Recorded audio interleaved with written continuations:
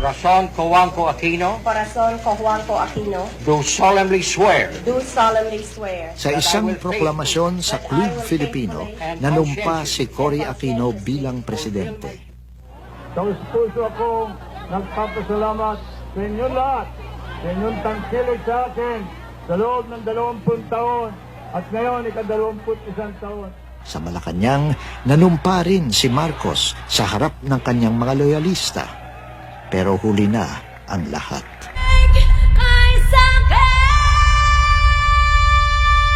Of the unprecedented way we achieved our freedom in peace. Get them out of the Philippines. Nakikita pa ba tayo pagkatapos nito?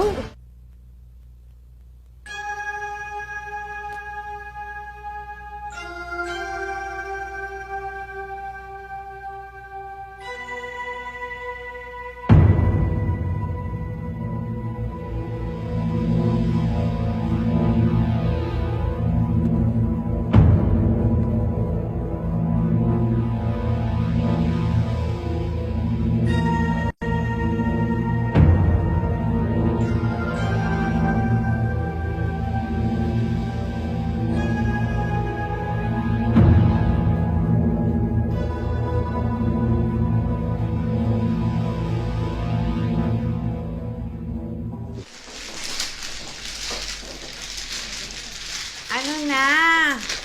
Hindi na ako tumodas-todas. Eh, kasi naman, tayo ka ng tayo eh. Totoo yan. Maswerte talaga ang nakaupo.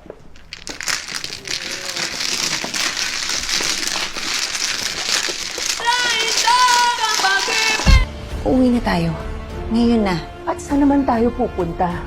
Dito kami mamamatay ng daddy mo. Nagtatapang-tapangan ka! Anak niyo po ako, Dad! I am your son!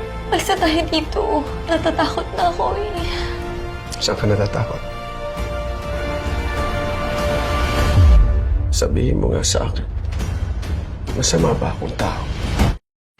Di ba tayo nasanay? 7 assassination attempts. 1 dosenang kudeta. Anong pinagkaiba nito?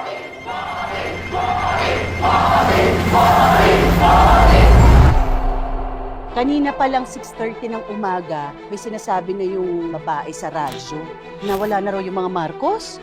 Ano yun, sino itong mga kasama natin dito? Aparisyon? Bongbong! Dad!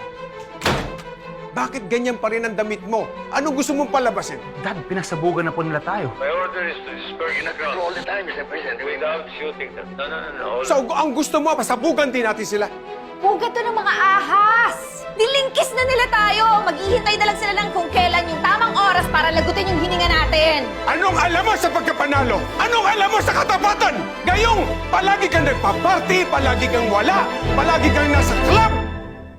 Walang mamamatay dito. Hindi ko kayo iiwan ni Daddy. Bibit-bitin ko kayo sa ayaw niyo at sa gusto. Bakit ba kasi tayo aalis? Kung hindi tayo lalaban, kailangan naman maging ligtas tayo. Pinalibutan na nila itong Malacanang. Hindi na maintindihan kung sinong pwedeng pagkatiwalaan dito sa palasyo. We are finally free and we can be truly proud of the unprecedented way we achieved our freedom in peace. Get them out of the Philippines.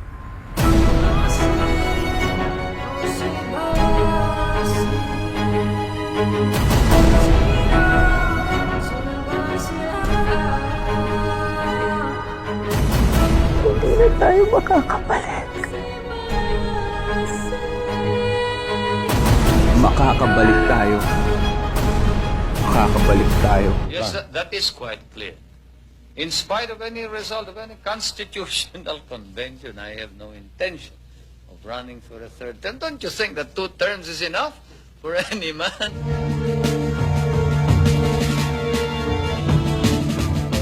I have proclaimed martial law in accordance with the powers vested in the President by the Constitution of the Philippines. I feel the earth move under my feet. I feel the August 21, 1971. Lugar, Plaza Miranda, sa harap ng simbahan ng Quiapo sa downtown ng Maynila. Sa makasaysayang Plaza Miranda, karaniwan nagtitipon ng mga aktivista at politiko. Panahon iyon ng kampanya para sa eleksyon ng mga senador. 2 partido politikal ang naglalaban. Ang mga nasyonalista ang nasa poder. Ang partido ng administrasyon, ang partido ni Marcos. Ang mga liberal ang nasa oposisyon. Sa rally ng Partido Liberal sa Plaza Miranda,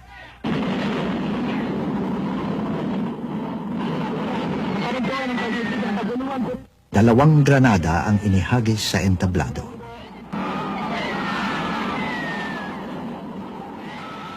Sa pagsabog ng granada, halos 100 karaniwang mamamayan ng nasugatan.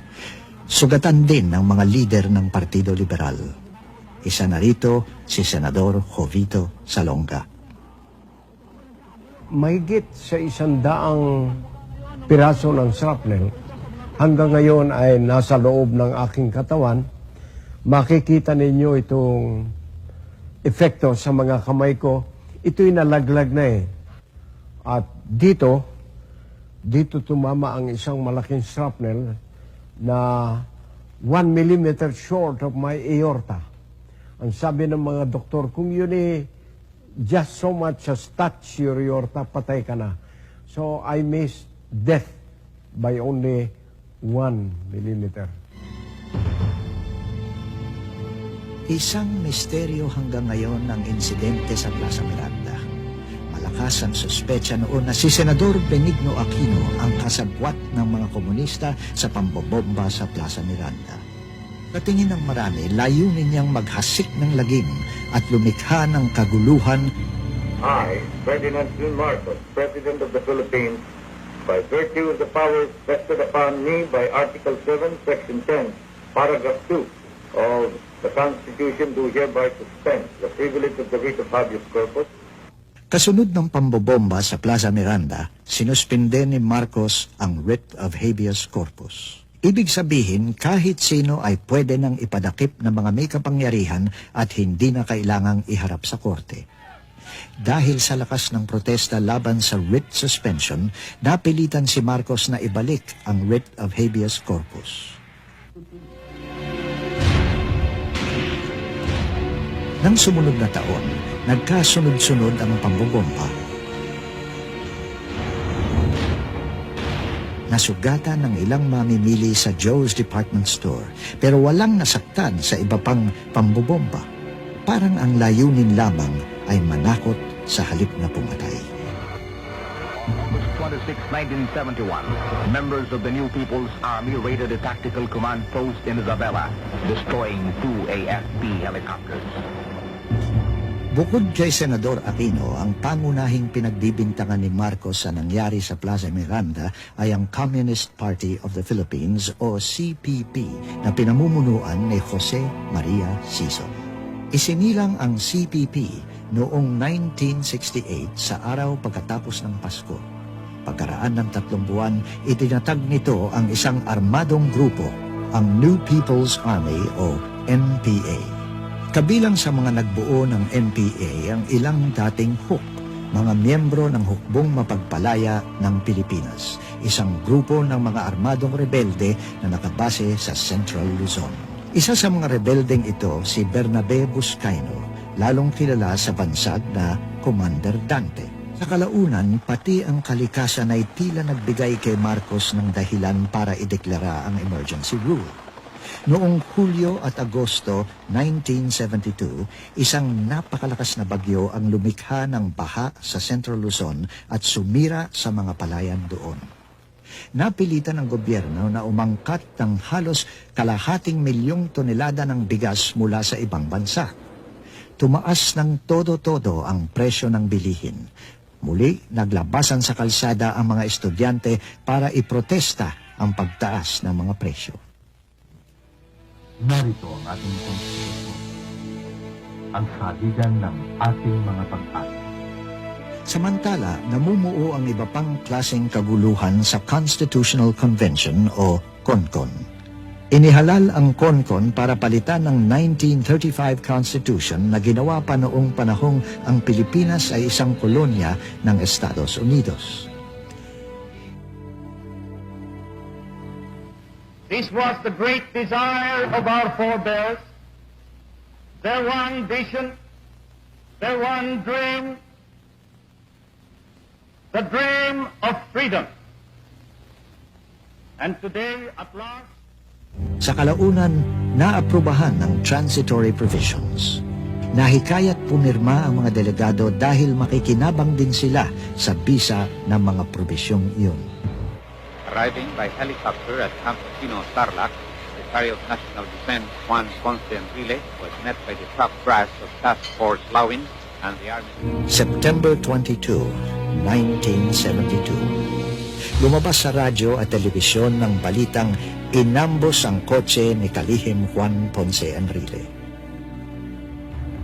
Ang insidenteng ito ay isa sa mga binanggit na dahilan sa pagdedeklara ng martial law.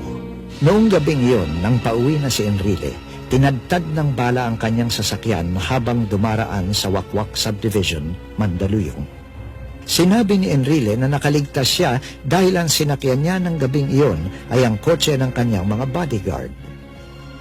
I have proclaimed martial law in accordance with the powers vested in the President by the Constitution of the Philippines.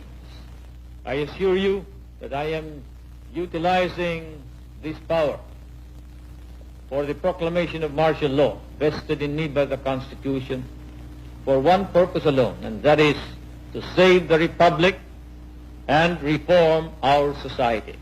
23 ng Setyembre 1972, nang malaman ng bayan na nagsimula na ang panahon ng martial law. Pero 21 ang opisyal na petsang nakasulat sa Proclamation 1081. Now, the limit has been reached, for we are against the wall. We must now defend the Republic of the Philippines with this stronger power granted by the Constitution. To those guilty of treason, insurrection, rebellion, it may pose a grave danger. But to the ordinary citizenry, to almost all of you, whose primary concern is merely to be left alone, to pursue your lawful activities, this is the guarantee of that freedom that you seek. All that I do and we in government must do is for the Republic and for you. Of troops. They cannot succeed without the support of the people. We cannot succeed without the support of our people. I am happy to see that the reaction throughout the country is favorable. I have received hundreds and hundreds of telegrams from all corners of the Philippines congratulating you and incidentally me for the proclamation of martial law, for the sudden cessation of anarchy and of criminality throughout the land, and of the re-establishment of an atmosphere of brotherhood amongst Filipinos. Now everybody seems concerned about his neighbor. Now everybody seems to be involved in the destiny not only of himself but of the entire country and of the entire nation. And this is what we have been hoping and praying for. I repeat, it is necessary to reform in order to attain the victory that we seek. It is necessary that we attain all the objectives that we have set. These objectives are, we must give to the poorest man whatever is his due. The rich man must now understand that this is a new kind of society. We will protect his rights. For whether he is rich or poor, he has rights. And those rights are as sacrosanct as the right of the military to dignity and to a reputation and a standard of proficiency to which he is entitled. Thus it is important that we must tell everybody, and I ask you to do this, to go out to your assignments, to your respective areas, to your units, to your area of operations and tell everyone that every citizen in this country has rights and those rights will be protected, whether he is a businessman or a mere janitor, whether he is a tenant or a landowner. Those rights will be protected, but we will treat each other as brothers. The landlord must now learn to live with the tenant, and the tenant must be given his due. I am proclaiming today land reform throughout the entire Philippines. We must allow the tenant to now acquire ownership ultimately of his land, but he must engage in cooperative effort. We cannot just skip on subdividing land. We must cooperate. We must now establish cooperatives of production, cooperatives in irrigation, cooperatives in rural electricity, cooperatives in consumption, cooperatives in everything that we do, because we are a small nation and most of our people are small people.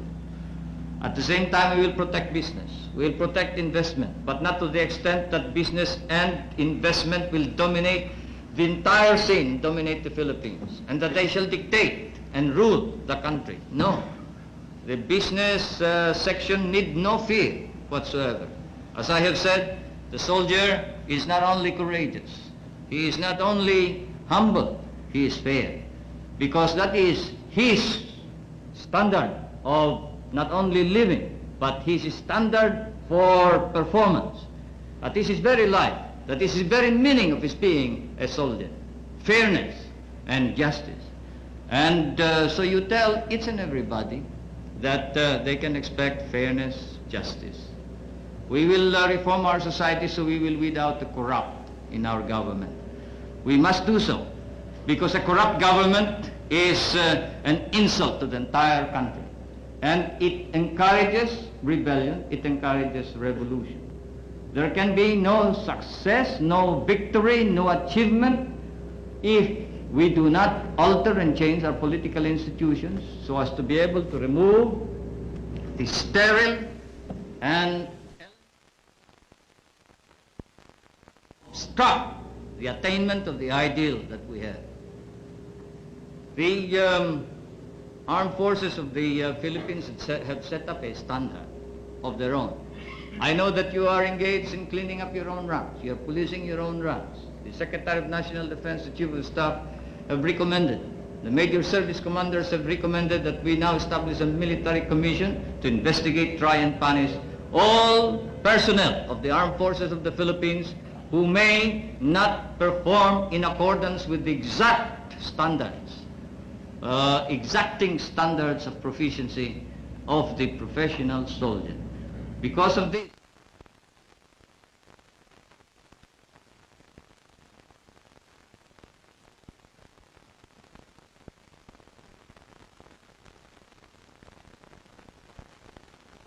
never happened in the past. I repeat, I have complete faith in programs of Marcos were more faithful to the goals of our Constitution. Napakatahimik, napakalinis ng kalye. Everyone was behaved. Nung sinabi ni Marcos sa ikaulat ng bayang disiplina, kailangan pinagtatawanan ko yan ng martial. Pero ngayon sinasabi ko, tama nga.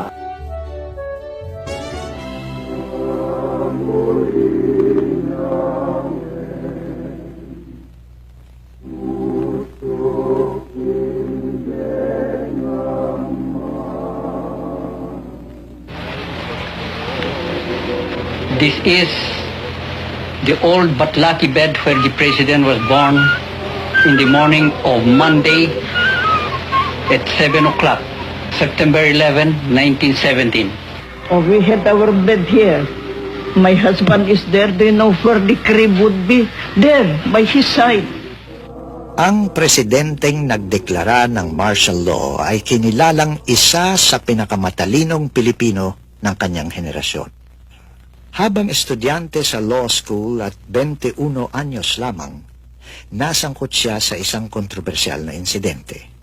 Ang kanyang ama, si Mariano Marcos, ay natalo sa pagkakongresista ng Ilocos Norte. Ang nanalo ay si Julio Nalundasan. Isang gabi pagkatapos ng eleksyon, habang nagsisipilyo sa bintana ng kanyang bahay, si Nalundasan ay binaril at napatay. Ang pangunahing pinaghinalaan ang sharpshooter na si Ferdinand Edralin Marcos. Sa husgado, napatunayan siyang nagkasala at hinatulan siya ng 17 taon sa bilangguan. Nag-review siya para sa bar habang nakakulong at naging top-notcher sa kabila ng lahat. Sa Korte Suprema, siya mismo ang dumipensa sa kanyang sarili. Ang hukom ng Korte Suprema na duminig sa kaso ni Marcos ay si Jose Laurel Sr. na naging presidente ng puppet na republikang itinatag ng mga Hapones noong ikalawang digmaang pandaigdig. Pinawalang sala niya si Marcos. Para kay Marcos, isang malaking tagumpay ang kasong nalundasan. Sa panahon ng giyera,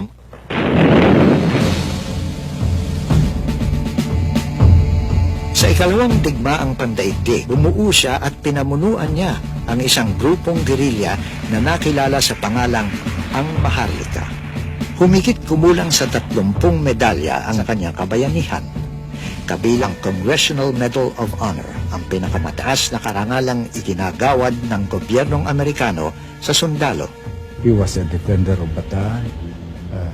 He was an officer in one of the intelligence units of the Filipino group in Bataan.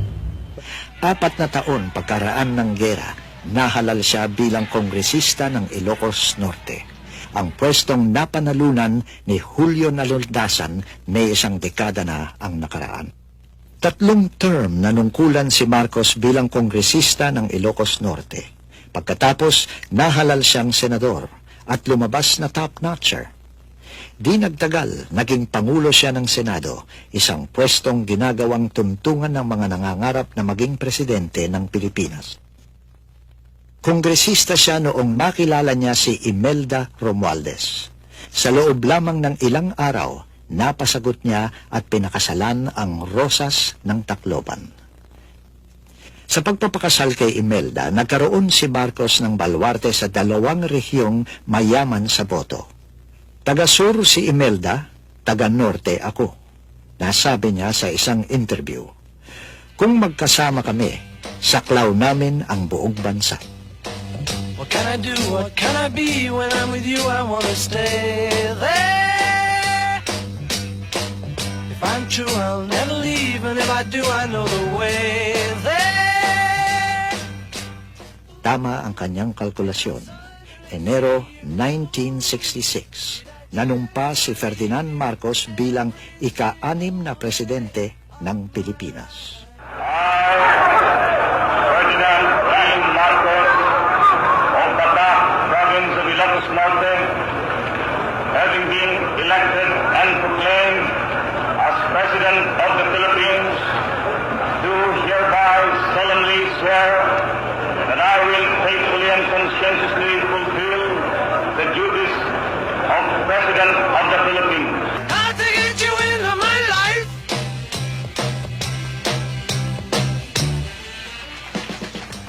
I think the first term in particular was memorable for the achievements in infrastructure. And whenever you travel in the country, you still see this foundation. Kasama na rin yung mga malalaganap na national highway sa buong bansa. Yung 4 years ni President Macapagal, I think less than 50. Kung magkamali ako, sabihin ko, less than 500 classrooms were built. In the first 2 years of Marcos, 17,000 classrooms were built.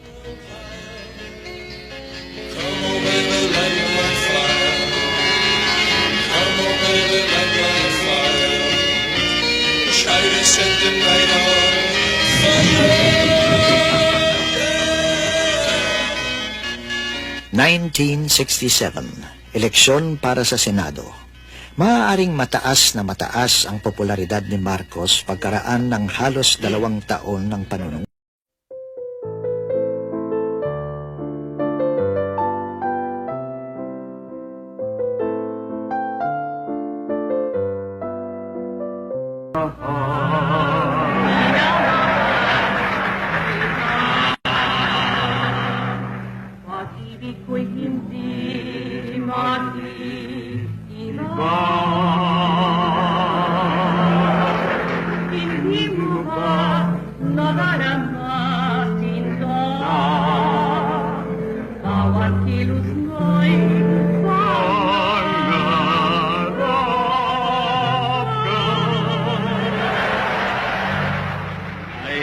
I must tell you a secret. First Lady and I pledged to ourselves, we will not sing, we will not find any joy, and we won't be happy. That was after the proclamation of martial law, until there is hope for the country attaining its dreams. Now that we have sung tonight, it must be because of the fact that the country will soon realize the dreams that our people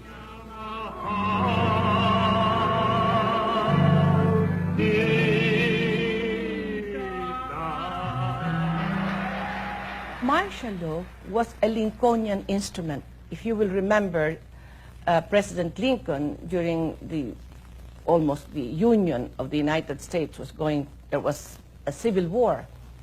In order to stop the disintegration of the United States, of the Union, he proclaimed martial law even if martial law was not provided for in the American Constitution.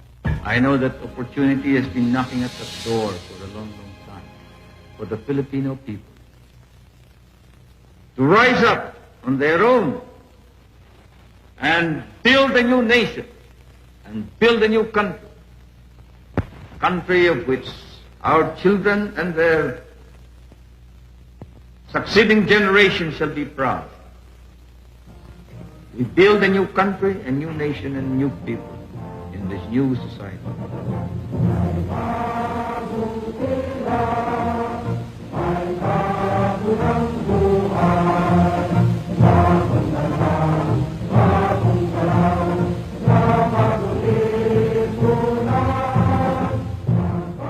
New Society. Yon ang itinawag niya sa bagong kaayusang itinatayo niya kapalit ng sistemang kanyang giniba. Bagong lipunan.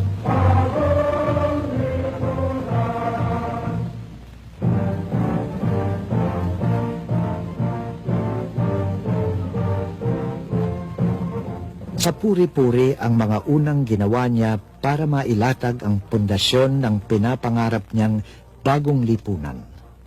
Iniutos niya na lansagin ang mga private armies. Pinasuko niya ang mga armas na hindi lisensyado. Pinatalsik niya ang humigit kumulang sa 6,000 empleyado ng gobyerno na di umano'y kasangkot sa graft and corruption.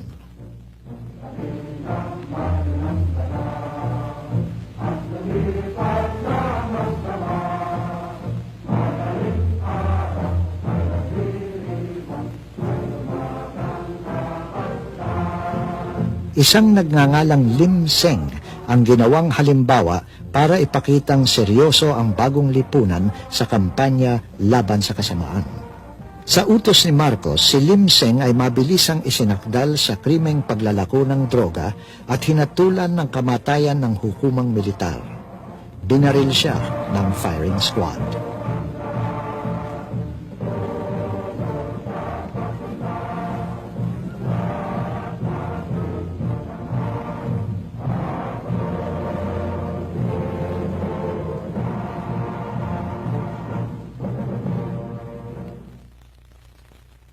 Estudyante pa lamang siya sa universidad, ay sumulat na si Marcos ng thesis tungkol sa authoritarian governments.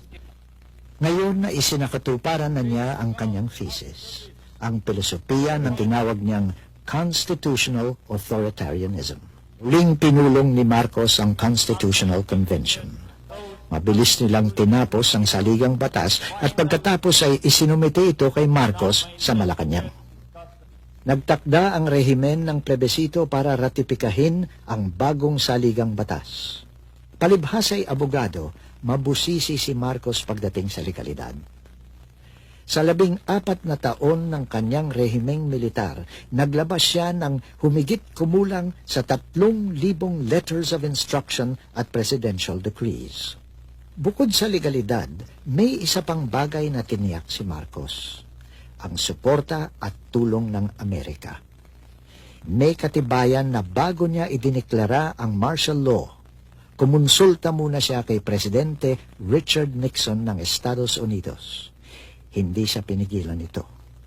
When Marcos proclaimed martial law, it was practically, even the West, America, practically begged that martial law be proclaimed. We love your adherence to democratic principles and to the democratic processes. Nang pumutok na ang EDSA noong 1986, nang nalalagay na sa peligro ang interes ng Estados Unidos dahil sa patuloy na pagsuporta nito sa rehimeng militar, ay saka pa lamang tuluyang binitawan ng Amerika si Marcos. Wala kaming human rights violation dito sa Pilipinas.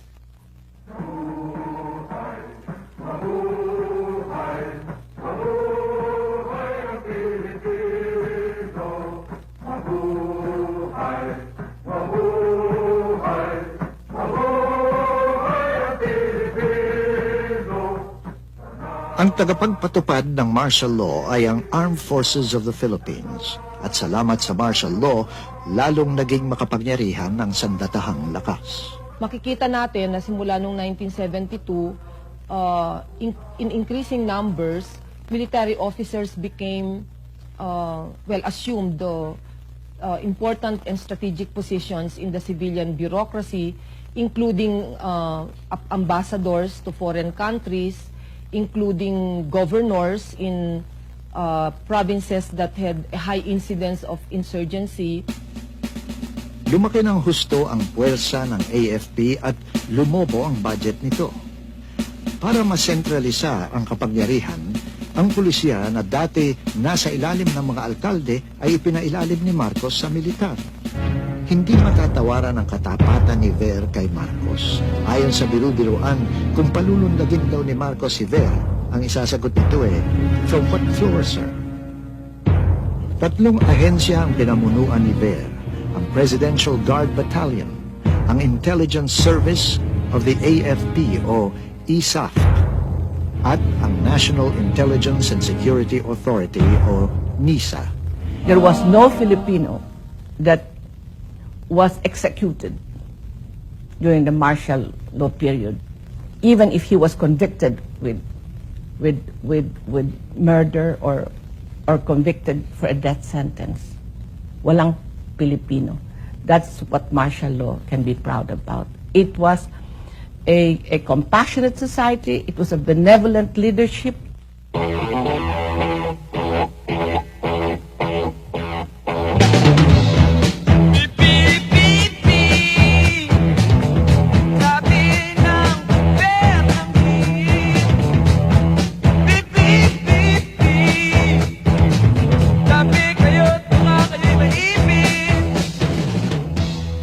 Compassionate society, smiling martial law.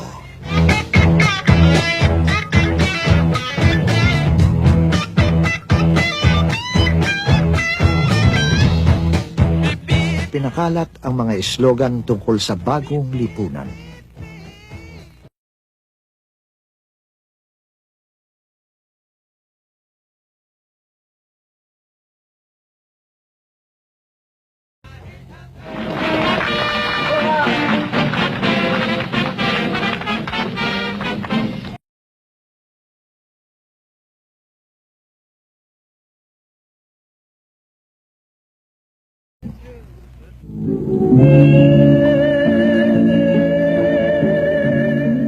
Mrs. Marcos can be so charming, you know.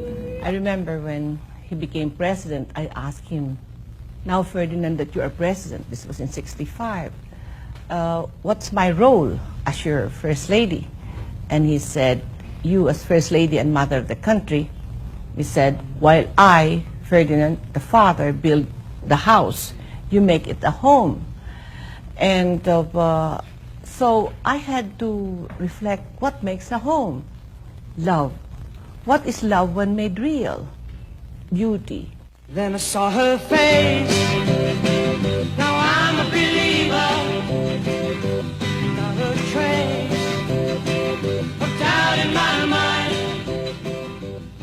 Si Imelda Romualdez Marcos ay tinawag na secret weapon ni Marcos nang tumakbo ito sa pagkapresidente. Sa panahon ng martial law, tinawag siyang Iron Butterfly, sapagkat ipinagsama niya sa kanyang katauhan ang ganda ng paru-paro at ang tigas ng asero. Dati, kontento na si Imelda sa pagiging butihing may bahay. When the Dolby Beams affair happened, she then took it upon herself to prove her worth, that, she was someone to contend with. Ikaw ang Miss Universe ng buhay ko.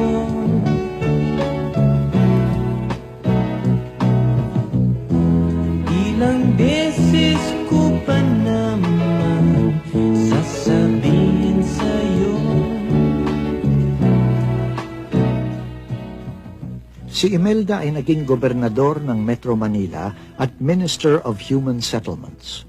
Pumirma siya ng mga kasunduan sa China, Union Soviet, Roma, Yugoslavia at Libya.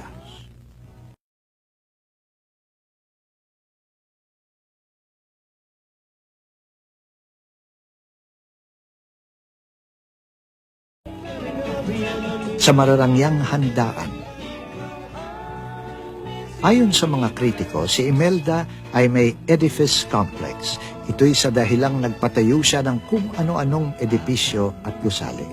Folk Arts Theater, Philippine International Convention Center, Heart Center, Lung Center, Kidney Center, Film Center, Cultural Center.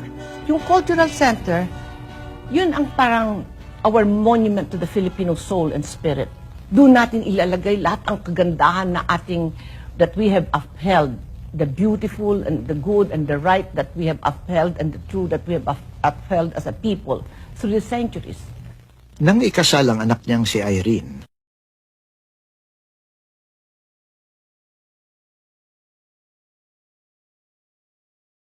ilang buwan pagkatapos ng kasal, nawasak ang simbahan sa isang lindol. Isang paboritong proyekto ni Imelda ay ang Film Center. Minadali ito para magamit sa Manila International Film Festival o MIFF. Gumuho ang 2 palapag habang ginagawa ang Film Center.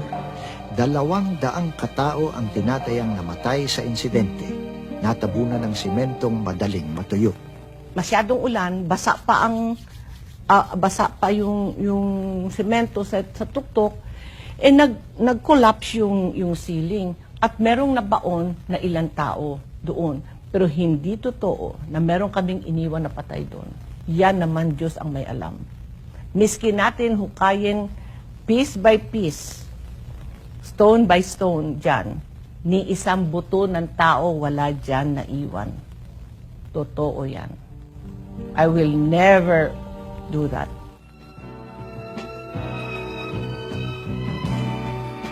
Bakit ngayon? Ang dumi-dumi. Walang parang ang traffic, walang order. At tapos pagka nakikita ko pa yung mga bata, yung mga bulag, yung matatanda, naglilimos, wala man lang pumapansin.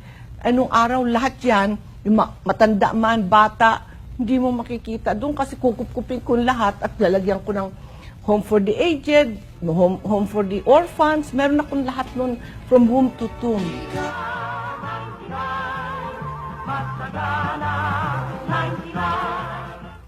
Sa kanyang ikalawang presidential decree sa ilalim ng batas militar, ipinahayag ni Marcos na ang buong Pilipinas ay isa ng land reform area. Ipamamahagi ang lupa sa mga magsasaka.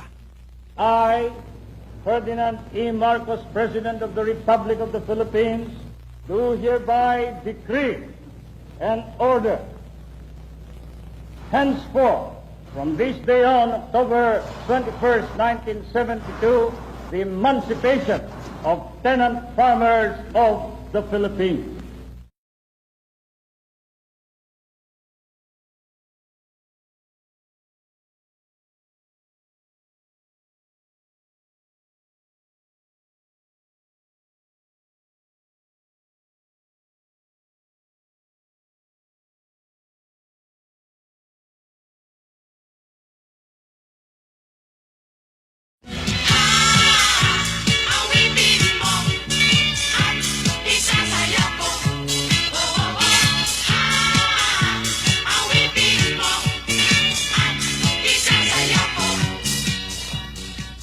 Sa simula, mukhang gumanda ang takbo ng ekonomiya.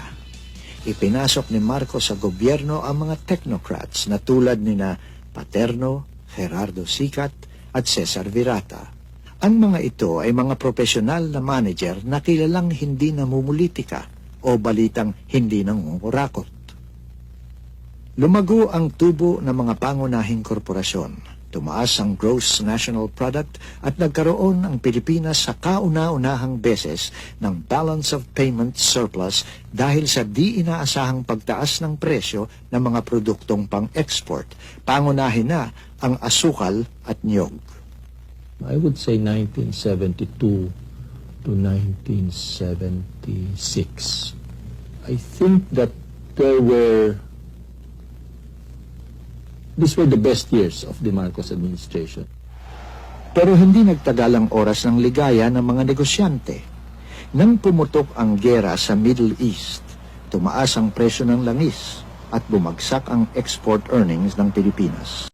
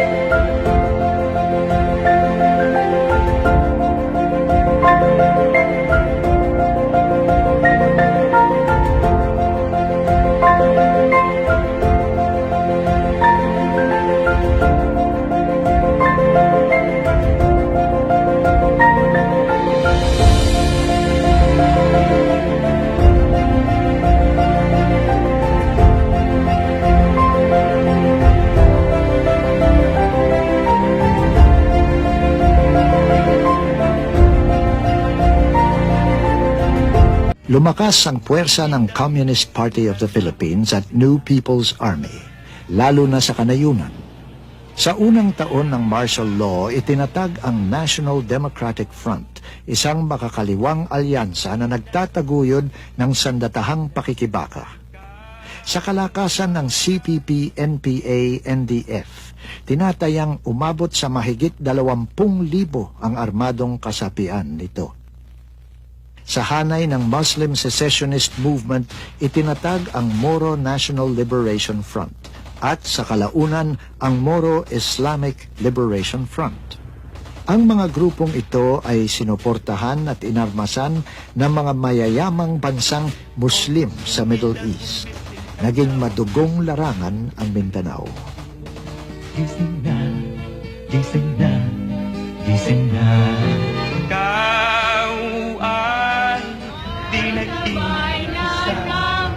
Ikilos mo ang iyong mga kamay, hakbang mo ang iyong mga paa. Always mininda, gumising ka na, huwag mong sira ang iyong mundo. Gising na, gising na, gising na. Kumilos din ang mga makabayang politiko. Noong 1978, dahil sa tulak ng administrasyon ni Presidente Jimmy Carter ng Estados Unidos, napilitan si Marcos na idaos ang matagal nang nabibimbing eleksyon para sa interim batasang pambansa. Ako si Chris Aquino. Ako'y 7 taong gulang na. Ngunit halos 6 na taong ko nang hindi nakakapiling. Ang tatay ko si Ninoy Aquino. Sana'y tulungan po ninyo ako para makapiling ko naman ng mami ko, ng mga kapatid ko, at lalong-lalo na para makapaglingkod na rin sa inyo. Mula sa bilangguan, inilunsad ni Ninoy Aquino ang kanyang kandidatura. Hinayaan siyang kumandidato pero hindi siya pinayagang kumampanya. Binigyan lang siya ng isang pagkakataong magsalita sa telebisyon. We stand up, hindi ka pa nakakatayo denied ng motion mo siyempre mga general yan pag nagalit si Apo sa kanila, retirado na sila. But sir, wouldn't you think that by making a statement such as that, you're really questioning the integrity of all these men? No, it is the circumstance, Ronnie. Kamukha mo, empleyado ka ng NNPC, maataking pa si Marcos? Ba, hindi pwede. No. Na nga I will not attack the president. I have no quarrel with him. Na nga because you are also in the NNPC. Ang partido ng rehimen ng kilusang bagong lipunan ay nagharap ng tiket na pinangungunahan ni Imelda Marcos. Sa pamumuno ni Ninoy Aquino, ang oposisyon ay nagbuo ng isang alyansa, ang Lakas ng Bayan o Laban. Ang radikalisasyon ng mga tradisyonal na politiko at ng mga aktivistang moderato.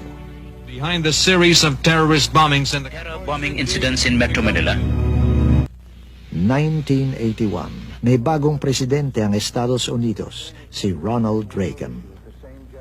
Nakatakdang dumalaw sa Pilipinas ang Papa, si John Paul II. Dahil sa mga pangyayaring ito, napilitan si Marcos na magluwag. Formal niyang inalis ang martial law at nagdaos siya ng isang eleksyon sa pagkapresidente. Binoykot ng oposisyon ang halalan, nanalo si Marcos.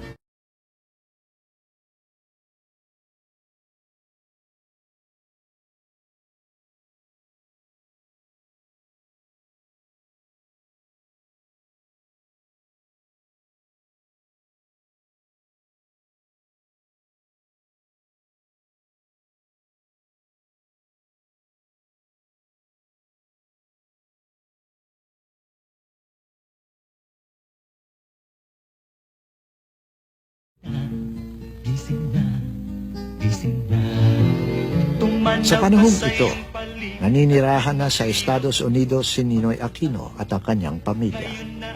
1979. Kailangang operahan si Ninoy para sa sakit sa puso. I told them, where can I have my operation? Dito lang po, sa Heart Center. And that's the Heart Center of Imelda Marcos. And I asked, who can do the operation for me? The director said, ako lang po. He was the director of the Heart Center, handpicked also by Imelda. I said, Doctor, pagpaliban mo na ka ako. Thank you na lang. I said, if they cannot operate on me in America, please bring me to my cell. May 8. My wife visited me early in the morning, and she told me, the hospital is crawling with Metrocom cars. Guards all over the place. Baka kami magbibisita sa'yo. Then all of a sudden, my guards started jumping, putting their barong Tagalog, hiding all of their guns. I said, tama, may darating na VIP. And then lo and behold, the beautiful one ascended into my suite. She came, and she was really beautiful. She has not aged, and she sat down and said, Naku, Ninoy, sabi niya, I'm sorry to see you like that. Would you like to go to America? Abay ka ako, sure. Oo. Eh sa tuwa ko, tinanggal ko pa yung aking kwintas, kako anting-anting ko ito, iwanan ko nakaprepare dito. Palayasin na niyo ako, pumunta niyo ako sa Amerika. Sabi niya, there's a plane leaving at 6 o'clock. You can be in that plane.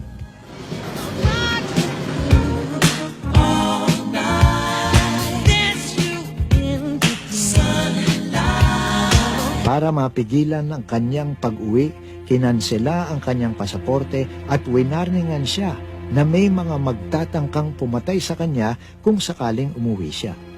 Nung nagkita kami ni Ninoy, sabi ko, Ninoy, ang sabi ni Presidente, okay na okay daw. In fact, matagal ka nang hinihintay niya eh. Ilang taon na yun, nagtataka siya, ba't hindi ka pa umuwi?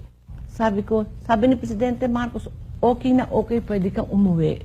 Ngunit, sabihin mo sa amin kung kailan ka uwi. It is to help secure you sapagkat alam ninyo, ang iba dito, ang isip A, ikaw ay CIA, ang iba naman NPA. Sino ka ba? Eh siyempre yung NPA nagsiselo sa CIA, ang CIA naman magsiselo sa NPA. Kaya, for your security, you inform us. Noong panahong iyon, malubha na ang sakit ni Marcos. Meron siyang lupus erythematosus, isang sakit na posibleng makamatay. President Marcos at that time, August 21, was not only sick, he was dying because there was a rejection of his kidney transplant on August 7. He was dying. And so sabi niya, tawagin mo si General Ver, who was there, and he said, ask if Ninoy is arriving. Ang sabi naman ni General Ver, I don't think so, sir, kasi matagal na yung balita, wala naman dumadating. At saka hindi naman tayo ni-inform. Nakagawa si Ninoy ng paraan para sa kanyang pagbabalik.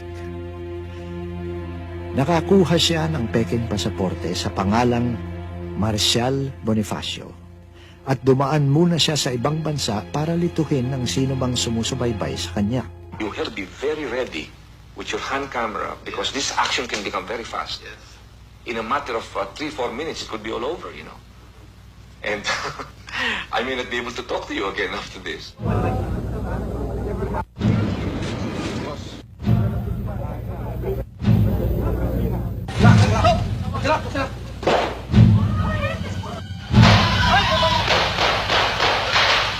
I promise to return. I have returned against all odds. Dahil sa tindi ng reaksyon ng taong bayan, nag-utos ng formal na investigasyon si Marcos. 2 investigative commission ang binuo. At binuwag din pagkatapos dahil walang kredibilidad sa publiko. Ang ikatlo, ang Agrava Commission sa pamumuno ni Judge Corazon Agrava ay hindi nagpakita ng takot. It was so sad. On my birthday, months after, they indicted me in the Agrava Commission 1984. And hindi ko maintindihan bakit ako nakaunang sinalang nila indicted for the assassination of Ninoy. And every time I think of it, I cannot understand why. Si General Fabian Ver ay isa sa mga pinaghihinalaang utak ng krimen. Ipinatawag din siya ng Agrava Commission at kasama siya ng mga akusadong militis ng Sandigang Bayan. Napilitan si Marcos na papagbakasyonin muna si Ver. When General Ver was asked to go on leave because of the initial findings of the Agrava Commission, the 68 general officers in the service at the time, I was the 69th, passed around a manifesto declaring support for him. At that time, I was already the acting chief of staff, concurrently vice chief of staff and chief of the Philippine Constabulary Integrated National Police. I refused to join in that manifesto. I was the only one who refused among the general officers. Sa palagay ko, orders from here in Malacanang. Pinawalang sala ng Sandigang Bayan si Ver. Agad siyang ibinalik ni Marcos sa dating pwesto. Sa mismong hanay ng militar, lumaganap ang disgusto. Nabuo ang Reform the Armed Forces Movement o RAM. Sa mga kilos protesta, nagkasama ang mga aktivistang may iba't ibang ideolohiya at ang iba't ibang sektor ng lipunan, pati na ang malalaking negosyante.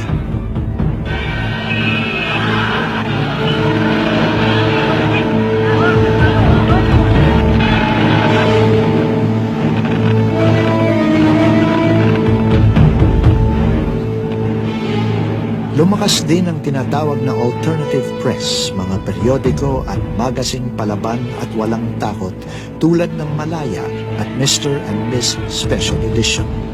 Minaliit ng rehimen ng mga ito at binansagang Mosquito Press.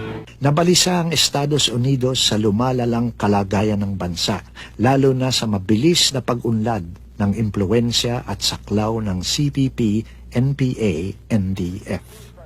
The Americans realized that eventually they had to do away with Marcos because they had their bases here.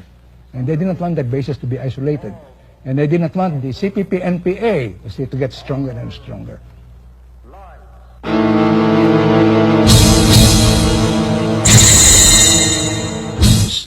That I am ready to call a snap election, perhaps earlier than 8 months, perhaps in 3 months or... Is it going live to air? Yes, sir. What time is it there? Sunday, 10 a.m., sir. And as you asked, it's going live to 50 million viewers all over the U.S. 10 seconds, sir. 10, 9, 8, 7, 6.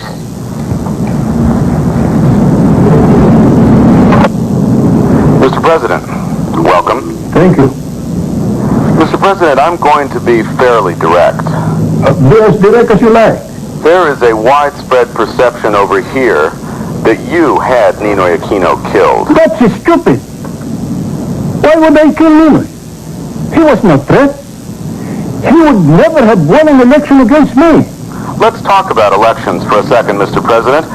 There's a feeling that your presidency is no longer legitimate, that as a result of the Aquino assassination, your mandate is gone. Nonsense. My mandate is as strong as ever. Would you be willing to test that mandate by holding an early election? In answer, I announced that I'm willing to hold a snap election, probably in 3 months or even less. You're serious? I'm ready. There have been allegations that you have conducted massive voting fraud in the past, Mr. President. Will you allow observers in to oversee the elections to make certain that they're fair?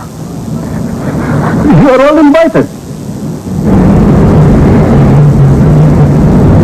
I have spent 2 years building up an effective political machine, and you're trying to tell me I shouldn't run because Cory might? What kind of nonsense is that? Dory, I admire Cory. I can say that to her face. I admire her enormously. But she has absolutely no political experience, and she hasn't even decided if she wants to run. Dory, what we are all trying to tell you is that no matter what happens, there must be only one candidate against Marcos. If we split the position, we're lost.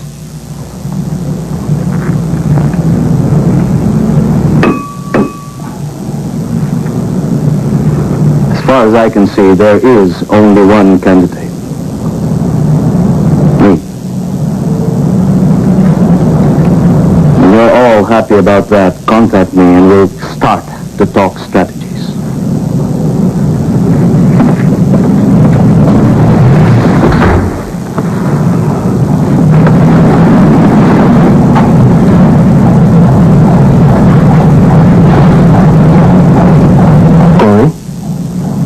We have collected the million signatures from you. You have to decide. Wherefore, considering the evidentiary fact as found in the record, the court finds you innocent of the crime charged. Accordingly, they incur neither criminal nor civil liability. The release of the accused who are under the custody of the commanding officer is hereby ordered.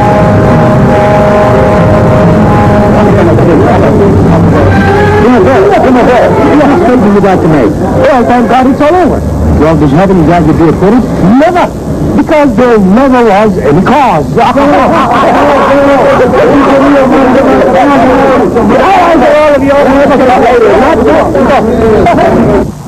General Fabian C. Ver was all smiles today when he handed a copy of his acquittal to President Marcos at Malacanang Palace. The President immediately reinstated General Ver to his former status as Chief of Staff of the Armed Forces. Earlier in the day, Ver and his co-defendants were cleared of all charges. Mrs. Aquino has the acquittal of General Ver influenced your position on running any. Yes, I've decided to run. Mrs. Aquino, is that official? Yes, I've made up my mind. Who's your running mate? Mrs. Aquino, what about going around?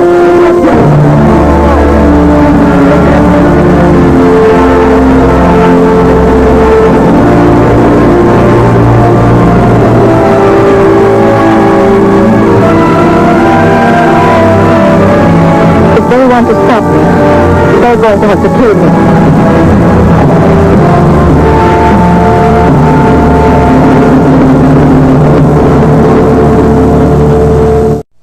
I just want to remind Mr. Marcos that it was he who called for snap elections, and once the people decided to participate, he better watch out if he threatens to frustrate their will again. I'm afraid he will have an angry people on his hands. Mrs. Aquino, you keep making what sometimes sound like veiled threats and sometimes not so veiled. What do you mean he'd better watch out? Well, all along I have asked the people, not to engage in any violence, and so far they have listened to me. And if you may recall, just after my husband was assassinated, I did go on radio in our country, and I asked the people, to observe peaceful means and not to resort to violence, and they did obey me. But this time, they have a greater stake in this. It's not just Cory Aquino, but the future of our children and our children's children. So if they think that they have been cheated out of an election, I'm afraid they might not listen to me anymore if I still insist on going about this peacefully. Well, let me put it to you this way. You are running for president of the Philippines. You are putting yourself forward as the leader of your nation. And now, if I understand what you're telling me correctly, you're saying if the election doesn't go the right way, you may not be able to control even your own followers. That doesn't speak very well for your ability to be able to run the country. Well, Ted, the people who are with me now are so convinced that I will win. And if Marcos resorts to terrorism or to gross cheating, then the people who have supported me may finally think that the electoral process is just not advisable anymore. Are you raising the specter, the possibility of something approaching even civil war? No, not civil war, as long as I can manage it. In fact, I have said that if Mr. Marcos cheats me out of this election, then I will call for daily demonstrations. However, if these daily demonstrations will still not get us the desired results, then I am afraid that the people might not listen to me anymore. Mr. President, I don't remember any election in recent Filipino history, in fact, even in not-so-recent Filipino history, where the loser did not claim that there were technical and other reasons of foul. So, There has never... and perhaps you remember one, but I don't. I think you're right. Filipinos are not known to be good losers.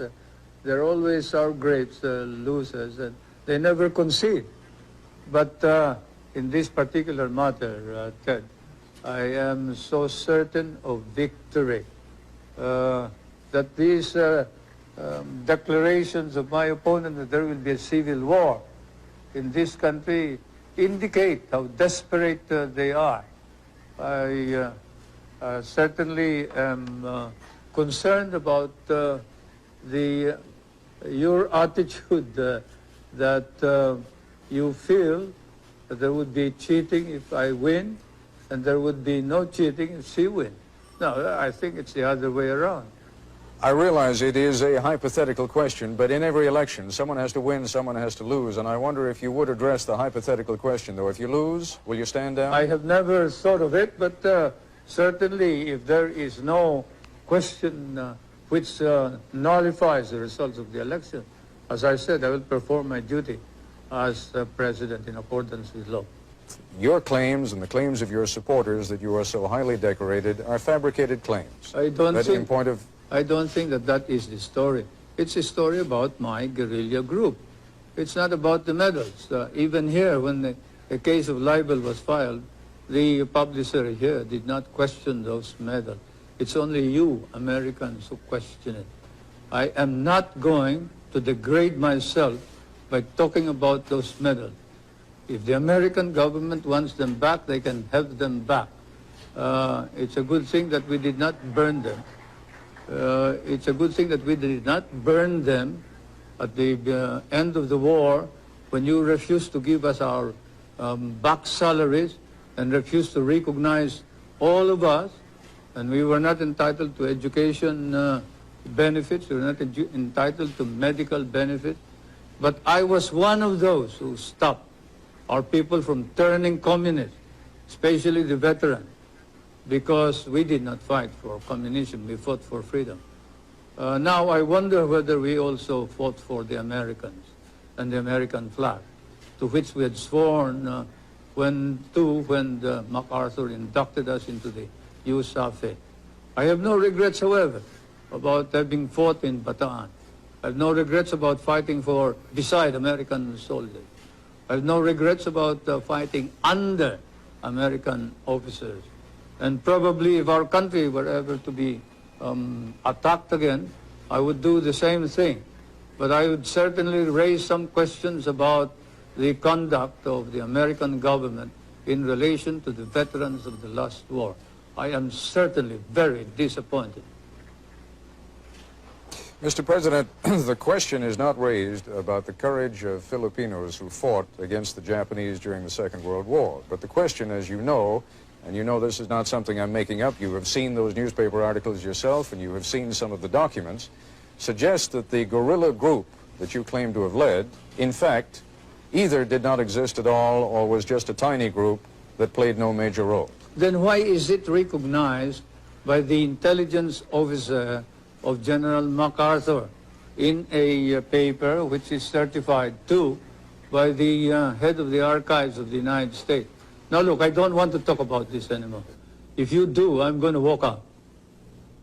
You've had some rather disparaging remarks to make about Mrs. Aquino, not the least of them being that, in effect, she has experience as a housewife, but little else. Do you think she has gained in stature over the last few weeks? And do you think it is possible that if she is elected, that she could serve effectively as President of the Philippines? I still believe that you need somebody who has been experienced to run our government in this time of crisis. I have nothing against her, but certainly when, say, your son is sick and he needs an operation or he needs the expertise of a good doctor, you don't pick just anybody who has honesty and sincerity in order to cure your son. In that situation where she has no experience whatsoever is something that we have to accept and admit realistically that she had the the nerve to run without any experience whatsoever, as she admitted, and it's not me who has said that she is inexperienced, it is her who said, what do I know about running a government? And as an ordinary citizen, I would cry out immediately against anybody who says that being given the presidency. But as President of the Republic, I think it's my duty to call attention to this danger.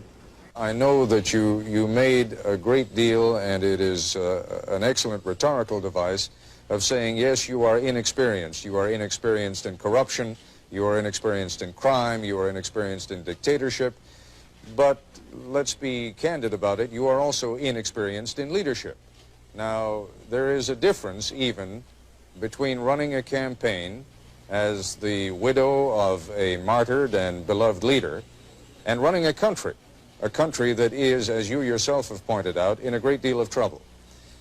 To those who are neutral about you, what do you say about your lack of experience?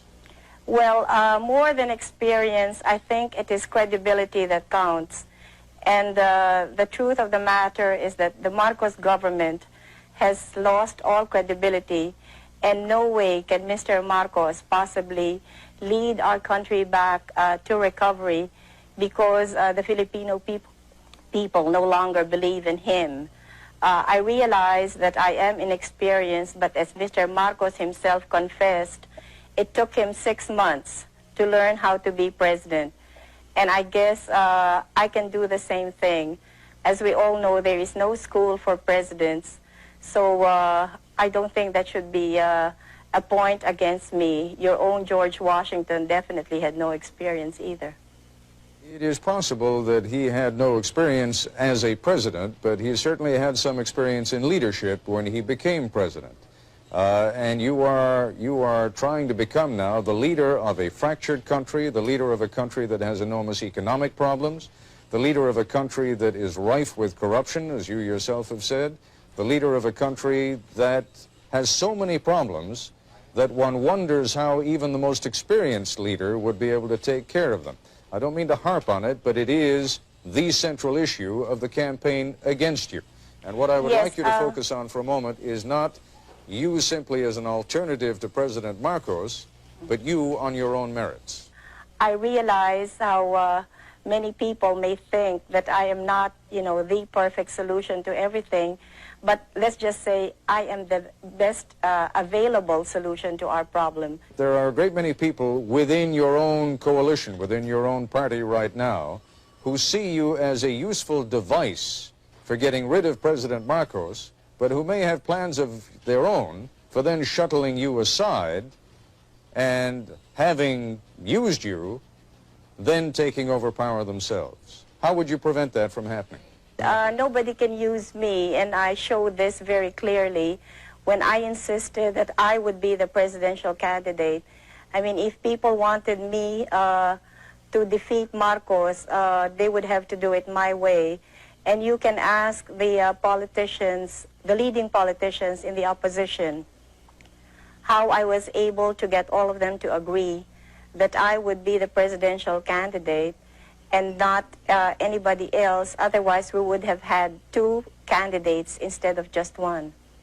Again, Mrs. Aquino, the point I'm making is that I can see why they would be willing to stand aside for the immediate goal of getting President Marcos out of the way. But now we're talking about real power. Now we're talking about the power of governing and leading the Republic of the Philippines. And my question is, are you confident that you can continue to rule even when some of these people are going to be trying to take power away from you? Yes, I'm very confident of that because there were no deals involved when I ran for president. So nobody has a hold on me. I am my own person. I intend to continue being that kind of person. As I said, I don't owe anybody any favors. Let's talk for a moment about the kind of relationship that a government of the Philippines under Corina Aquino would have with the United States. What kind of a relationship would you want to have with the United States? Well, I would like to continue our friendly relations with the United States, and I see no reason why that cannot be so. In fact, I would like to strengthen those relations, and definitely we will be in direct dialogue with your government, so I really see no problems there. Well, the problems again, and it seems to me that there has been a little bit of waffling on the issue of the bases over the course of the last couple of months. Would you tell me now in these final hours of the campaign precisely what your position on the bases at Subic Bay and Clark Air Force Base are? What is your position now? All right. I respect the military bases agreement, which will expire until 1991. And in the meantime, I will keep all of my options open. I know that no sovereign state can ever allow any part of its territory to be in the perpetual possession of a foreign power. And I think no ally of ours will be demanding this of me. I am not hearing from you the kind of reassurance that I think Washington really wants to hear. Now, obviously, you're under no compulsion to give it, but I wonder whether that is deliberate.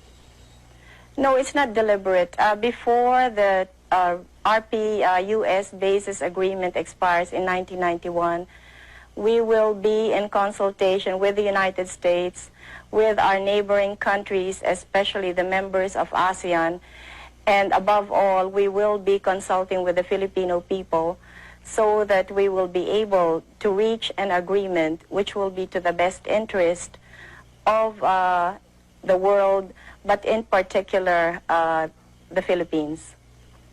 I've always maintained that those bases are needed by the two governments and probably by Asia itself, if not the world.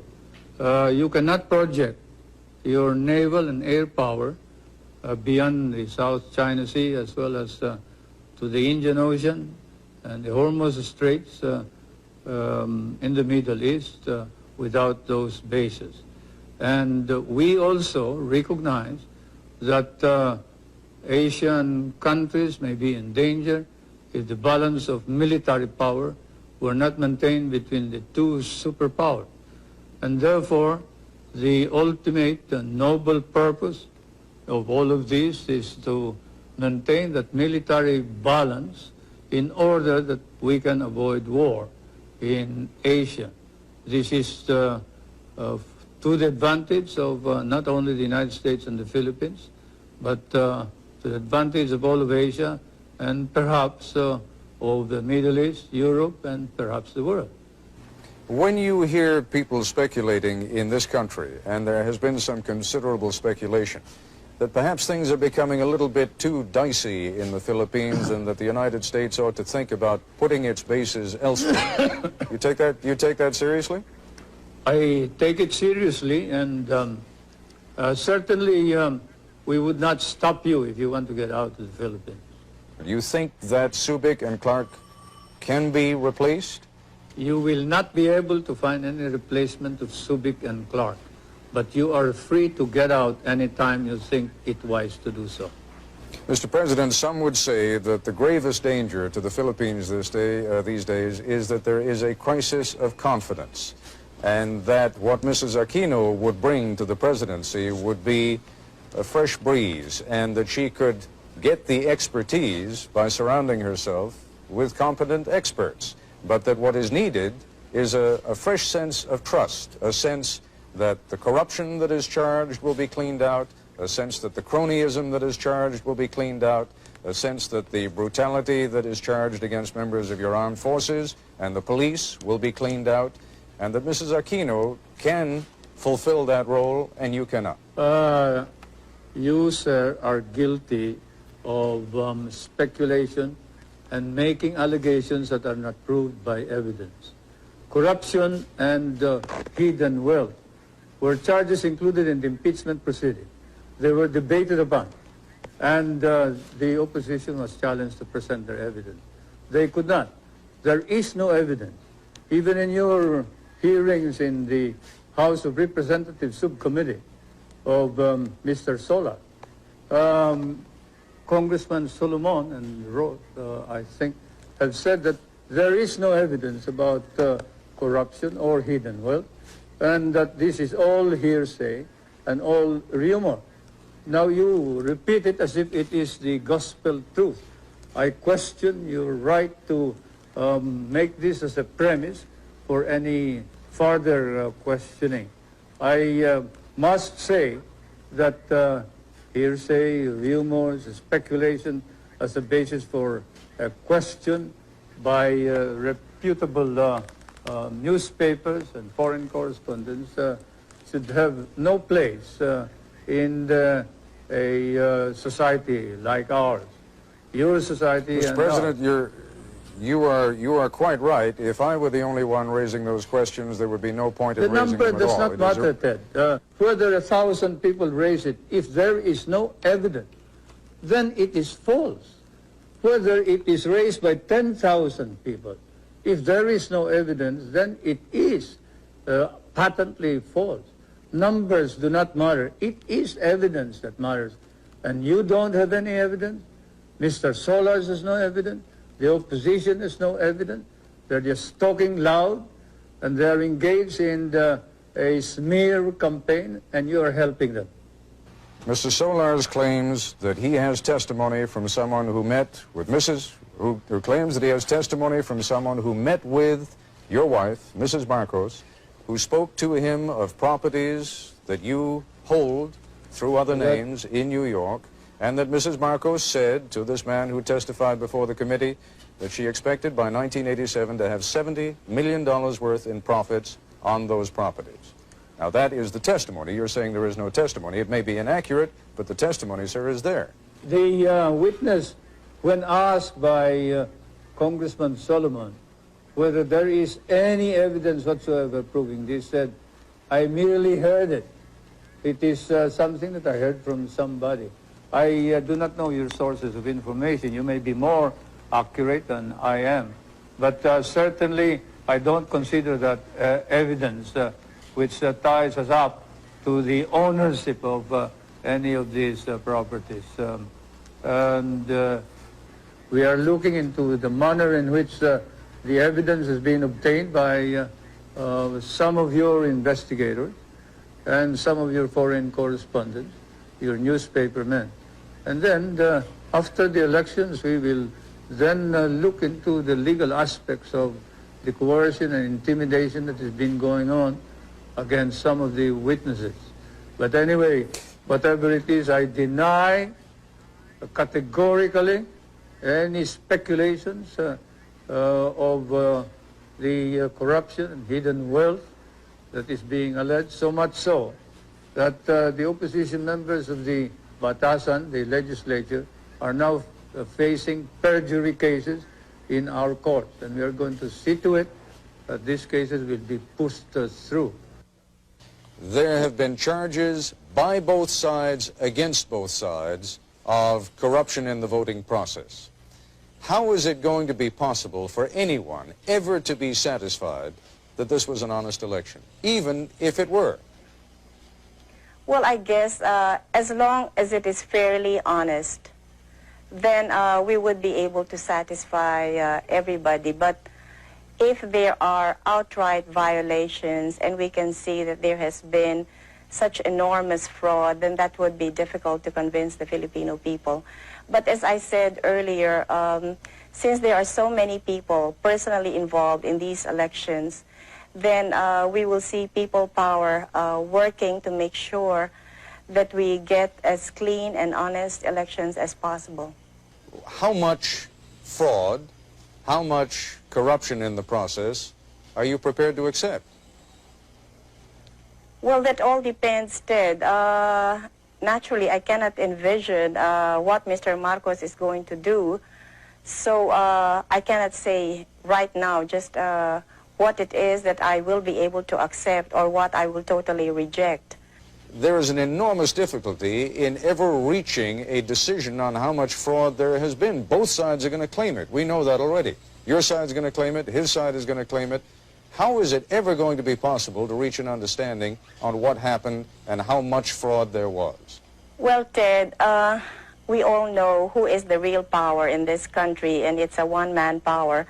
So since he controls almost everything in this country, it is really unthinkable that we in the opposition, can manage cheating the way he is accusing us of. He controls COMELEC, and he has all of the government forces behind him. So how can he possibly accuse us of committing fraud? Well, if he has all the power, as you say, and if you already believe that he is committed to win this election by whatever means he can, then how is it possible that you're going to win? Well, as I've been saying all along, it's people power that has finally emerged in this past campaign. And there will be many of these people who will be poll watchers in the coming elections. So they will be guarding their respective polling precincts, and they will also be watching the tabulations. So I am counting on all of these people to help us get an accurate count. What happened during the campaign with regard to media coverage? President Marcos has told me that you have certainly had access to the television and radio stations, and he denies categorically that you have been kept off. Well, take for example the question of rallies, and ours last night, I don't know if we were given a minute or two, but normally all of President Marcos's speeches are covered in full. So I'll be lucky if I can have a sentence or two. We both addressed the Chamber of Industries, and his speech was covered in full. I think I had 2 sentences, which I was allowed to, which local television aired.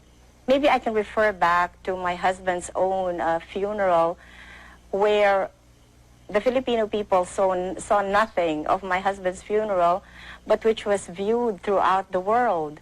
So things haven't changed much since that time. And I'm really lucky if I can get my face on television. What they are doing to me now is that they use some of my video shots and they impose it on their commercial. on their commercials, and then they have somebody pretending to be me, and talking as if it were Cory Aquino, and there's nothing I can do about it because all of media is, all of television is under the control of Mr. Marcos. I will say that the coming polls are critically linked to the struggle for democracy in our country. Naniniwala na sa tulong ng Panginoong Diyos, kahit na 1,000 Marcos, ang mga kalaban natin, mananalo pa rin tayo at may babalik natin ang ating mga kalayaan. The opposition is planning a mock, kunyari lang, a stage, a false ambush. I cannot believe that people running for such high office can go to the extent of staging a false ambush and a false kidnapping. I admit that I have no experience in cheating, stealing, lying, or assassinating political opponents. Sa snap election, ang kandidato na naghaharing partido sa pagkapresidente at vice-presidente ay sina Marcos at Arturo Tolentino. Ang itinapat ng nagkakaisang oposisyon, Cory Aquino, dating may bahay, at Salvador Laurel, pinuno ng Alyansang Unido. Saan mang magpunta sina Cory, dinumog sila ng taong bayan. Isang palatandaan na lumalawak at lumalakas ang damdamin laban sa batas militar.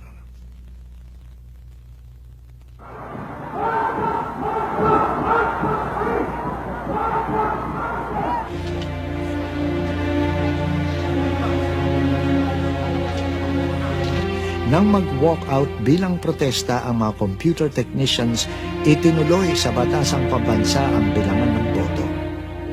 Sa kabila ng pagsalungat ng mga oposisyonistang mambabatas, ipinahayag ng mayorya sa batasan ang pagwawagi ni Marcos at Tolentino. Nakita ng Reform the Armed Forces Movement ang pagkakataon para kumilos laban kay Marcos. Pero natunugan ni Marcos ang planong pagsalakay sa Malacanang at napilitan ang mga rebeldeng sundalo na manindigan sa loob ng mga kampo militar. Pero dumamay at sumaklolo sa mga rebelde ang isang di inaasahang kaalyado, ang taong bayan. People power. At a palace news conference, his top general argued with him. I understand you gave them orders to wait. I told them to wait because they are massing civilians near our troops, and we cannot keep on withdrawing. They asked us to withdraw yesterday. When I talked to Mr. Enrile, he said you talk to you, we withdraw a little. my order is to disperse We the cannot withdraw all crowd the time, Mr. President. We without must. shooting them. No, hold on. You disperse the crowd without shooting them.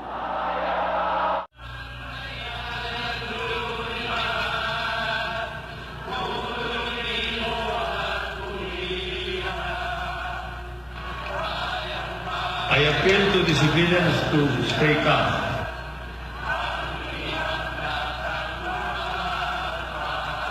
We are merely defending the people in the same way that the people are protecting us.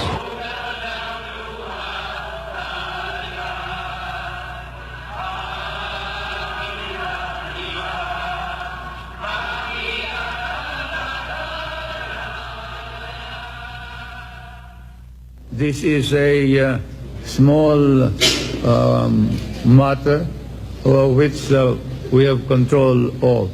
Corazon Cojuangco Aquino, Corazon Cojuangco Aquino, do solemnly swear do solemnly swear Sa isang proklamasyon sa Club Filipino, nanumpa si Cory Aquino bilang presidente. Taos puso akong nagpapasalamat sa inyo lahat, sa inyong tangkilig sa akin sa loob ng 20 taon at ngayon 21 taon. Sa Malacanang, nanumpa rin si Marcos sa harap ng kanyang mga loyalista. Pero huli na ang lahat.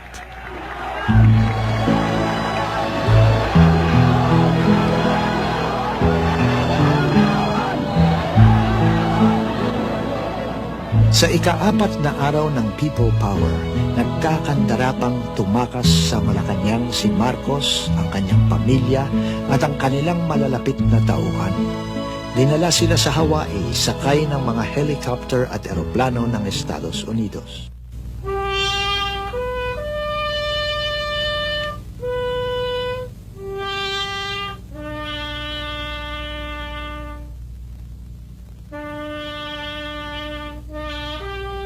Namatay si Ferdinand Marcos sa Hawaii noong 1989. Pinayagang iuwi sa Pilipinas ang kanyang bangkay.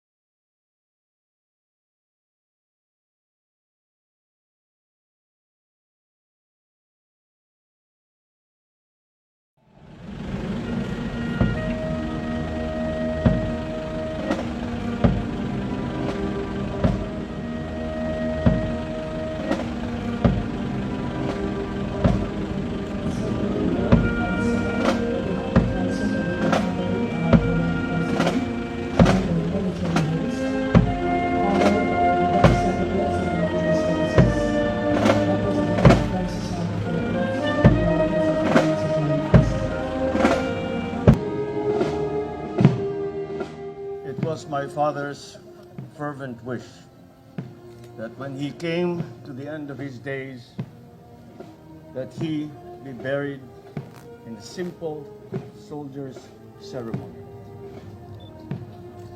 This was in keeping with his idea that he was but a soldier doing his duty, a citizen serving his country. We have waited 27 years to fulfill that wish that he left us with. But we are here today, and we are able to grant him that wish.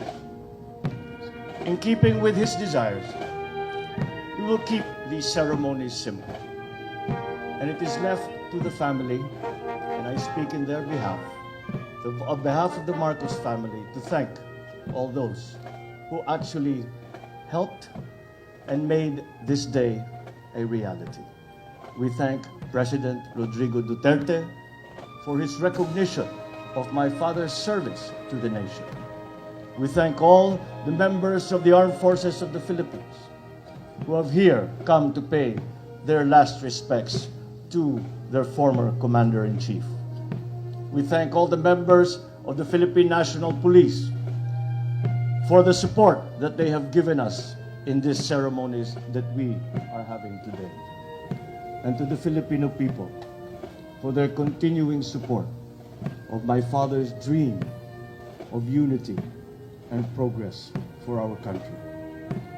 So let today be the first day amongst many days and months and years of our continuing to work for the unity and the progress of our country. Let us be the heroes that my father asked us all to be, and finally bring the Filipino nation together, and finally bring the Filipinos to greatness. I would die 1,000 deaths and more for my motherland. Ferdinand Edralin Marcos, former President of the Republic of the Philippines, a legislator, a Secretary of National Defense, a World War II veteran, a Medal of Valor awardee, a soldier lived with such fervent duty and loyalty in serving his countrymen. Major Ferdinand Edralin Marcos was regarded as the most decorated hero of the World War II for receiving high honors and commendations, which include the Medal of Valor. Selfless service, integrity, and personal courage defined his extraordinary accomplishments as a young Filipino soldier who was subjected to torture by oppressors, fought in desolate battlefields, and conquered the Japanese invasion in the country. Battles of Pesang Pass and the infamous Death March. When the Philippines obtained independence, his undying commitment to service continued as he pursued his political career after topping the bar examination in 1939 with 98% rating, the highest record in Philippine history. Ferdinand Marcos was elected thrice as representative of Ilocos Norte from 1949 to 1959. He became the Senate President from 1963 to 1965, where he was regarded as son of the legislators who introduced the most number of significant bills. A war hero, Ferdinand Edrelin Marcos, later served as Secretary of National Defense in 1965. Carrying the same mission of serving his country and fellow, Ferdinand Edrelin Marcos was elected thrice as President of the Republic of the Philippines from 1965 to 1986. As one of the youngest elected president in history, he made a vision for the Philippines. This nation can be great again, and began realizing it by establishing numerous state colleges and universities, iconic infrastructure projects, primary healthcare facilities, enacting rural electrification program, among others. He also led educational reforms which widened free access to schools, agrarian reforms which led to the country's food sufficiency record, and labor reforms and opportunities which boosted employment potentials of Filipinos here and abroad. Today, we honor a true patriot who willingly sacrificed his life for his country and people. For almost 3 decades of waiting, we have come to the right time to finally lay him to rest, to where he wished to be laid, beside his fellow soldier and comrades. If there are no heroics now, from whom will future generations derive their inspiration? He said. May we then be all heroes in our own ways, as President Ferdinand Edrelin Marcos did his own toll in big battles of life and create the best vision for the next generation, the great vision which he inherited from his promise. For every tear you shed, there will be a victory. As we put him to rest, may we, the people of the Republic of the Philippines, finally unite this politically divided nation and uphold the spirit of true reconciliation. With one mind, one heart, one soul, and one spirit, let us embrace national peace, healing, and unity. Salamat, Apo. Salamat, President Ferdinand Edrelin Marcos.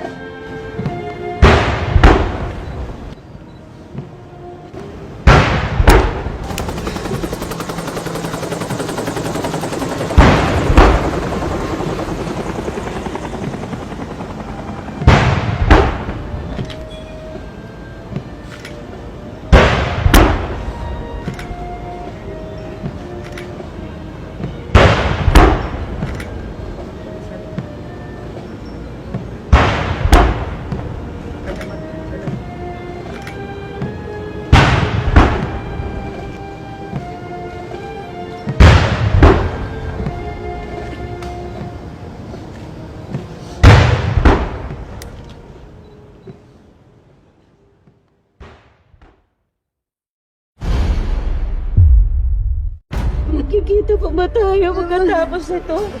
Uuwi na tayo. Ngayon na. At saan naman tayo pupunta? Dito kami mamamatay ng daddy mo. Nagtatapang-tapangan ka! Anak niyo po ako, Dad! I am your son! Alsa tayo dito. Natatakot na ako eh. Saan ka natatakot? Sabihin mo nga sa akin. On the unprecedented way, we achieved our freedom in peace. Get them out of the Philippines. Di ba tayo nasanay?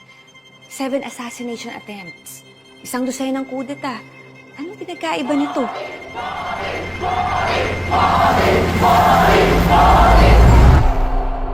Kanina pa lang 6:30 ng umaga, may sinasabi na yung babae sa radyo na wala na raw yung mga Marcos. Sino itong mga kasama natin dito? Aparisyon? Bongbong! Dad! Bakit ganyan pa rin ang damit mo? Anong gusto mong palabasin? Dad, pinasabugan na po nila tayo. My order is to disperse in the crowd all the time, Mr. President. Without shooting them. No. So, ang gusto mo, pasabugan din natin sila. Pugat to ng mga ahas! Nilingkis na nila tayo! Maghihintay na lang sila ng kung kailan yung tamang oras para lagutin yung hininga natin! Anong alam mo sa pagkapanalo? Anong alam mo sa katapatan? Gayong, palagi kang nagpa-party, palagi kang wala, palagi kang nasa club! Walang mamamatay dito. Hindi ko kayo iiwan ni Daddy. Bibit-bitin ko kayo sa ayaw niyo at sa gusto. Bakit ba kasi tayo aalis? Kung hindi tayo lalaban, kailangan naman maging ligtas tayo. Pinalibutan na nila itong Malacanang. Hindi na maintindihan kung sinong pwedeng pagkatiwalaan dito sa palasyo. We are finally free and we can be truly proud of the unprecedented way we achieved our freedom in peace.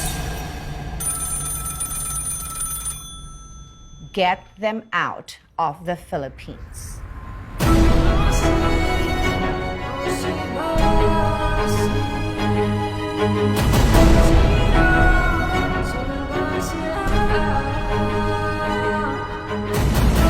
Hindi na tayo makakabalik. Makakabalik tayo. Makakabalik tayo. Ano na?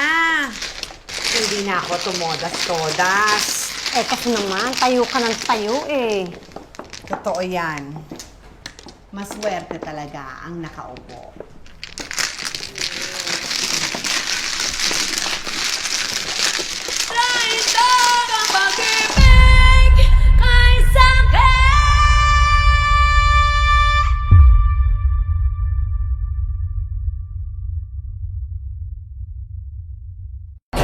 Of the unprecedented way we achieved our freedom in peace. Get them out of the Philippines. Makakabalik tayo. Ano na? Hindi na ako tumodas-todas. Kasi naman, tayo ka ng tayo eh. Totoo yan. Maswerte talaga ang nakaupo.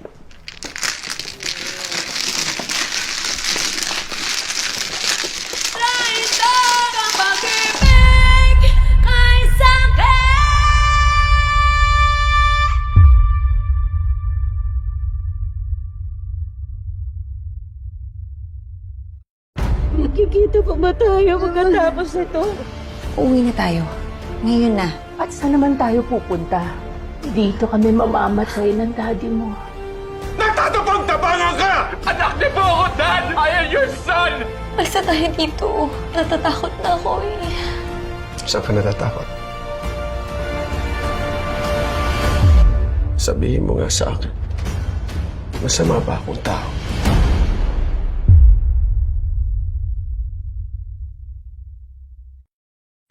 Di ba tayo nasanay? 7 assassination attempts. Isang dosay ng kudeta. Anong pinagkaiba nito?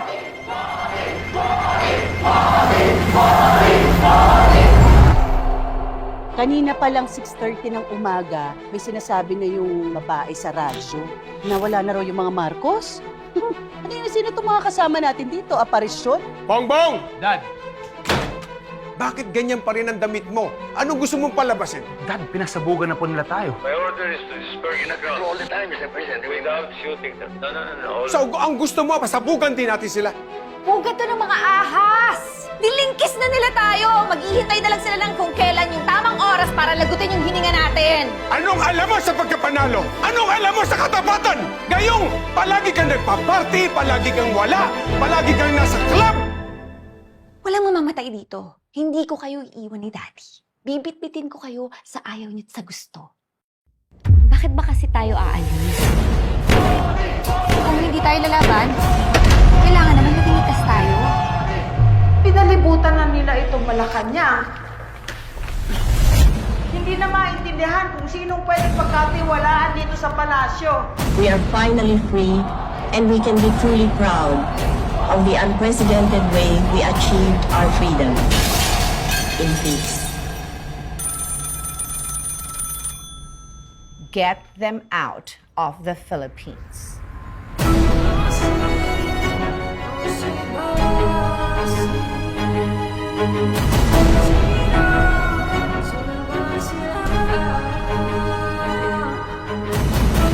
Hindi na tayo makakabalik. Makakabalik tayo. Makakabalik tayo.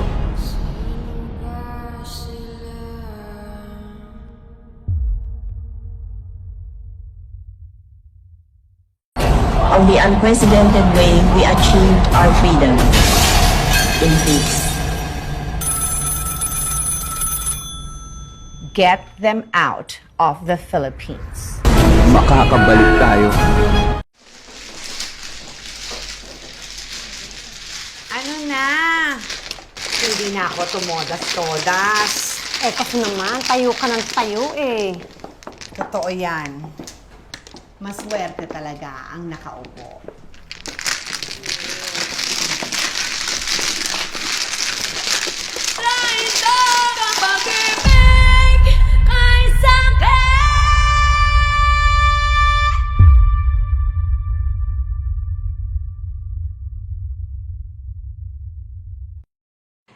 Di ba tayo nasanay? 7 assassination attempts. 1 dosenang kudeta. Anong pinagkaiba nito?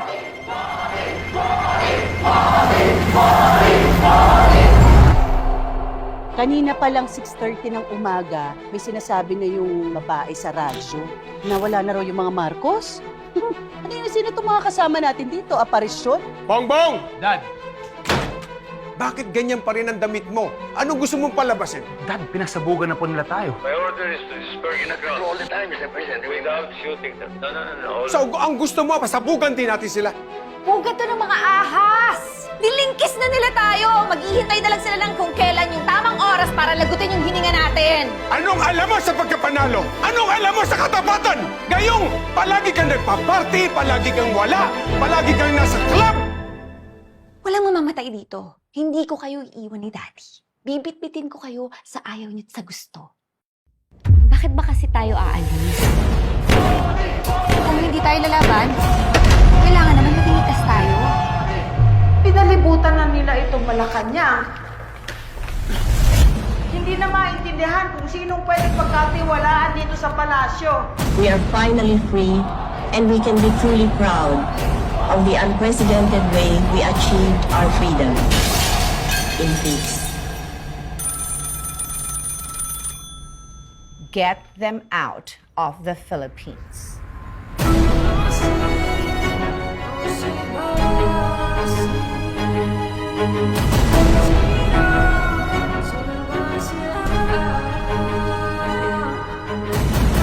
Hindi na tayo makakabalik. Makakabalik tayo. Makakabalik tayo.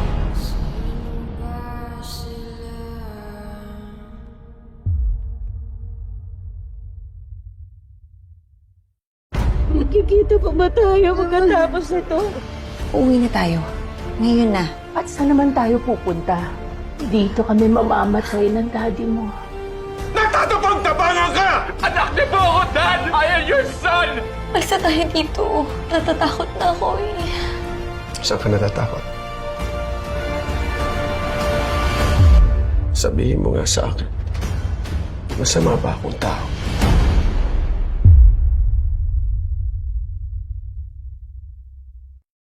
Magkikita pa ba tayo pagkatapos nito? Uuwi na tayo. Ngayon na. At saan naman tayo pupunta? Dito kami mamamatay ng daddy mo. Nagtatapang-tapangan ka! Anak niyo po ako, Dad! I am your son! Alsa tayo dito. Natatakot na ako eh. Saan ka natatakot? Sabihin mo nga sa akin, masama ba akong tao?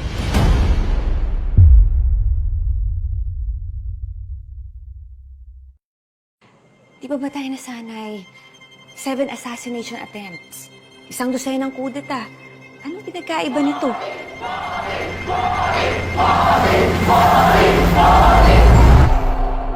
Kanina pa lang 6:30 ng umaga, may sinasabi na yung babae sa radyo na wala na raw yung mga Marcos.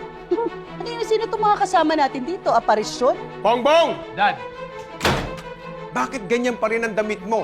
Anong gusto mong palabasin? Dad, pinagsabugan na po nila tayo. My order is to disperse in the crowd all the time, Mr. President. Without shooting them. No. So, ang gusto mo, pasabugan din natin sila. Pugat to ng mga ahas! Dilingkis na nila tayo! Maghihintay na lang sila ng kung kailan yung tamang oras para lagutin yung hininga natin! Anong alam mo sa pagkapanalo? Anong alam mo sa katapatan? Gayong palagi kang nagpa-party, palagi kang wala, palagi kang nasa club!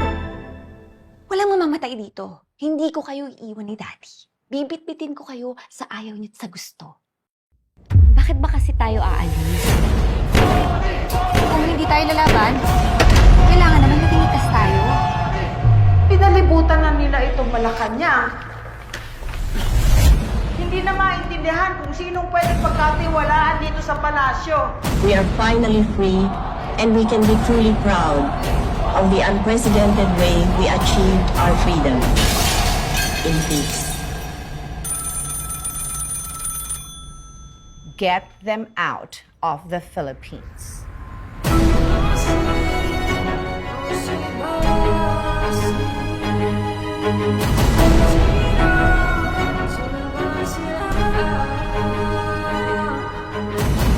Hindi na tayo makakabalik. Makakabalik tayo. Makakabalik tayo.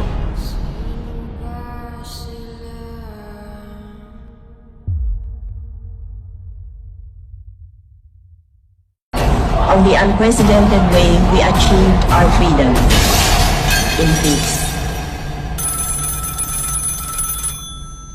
Get them out of the Philippines. Makakabalik tayo.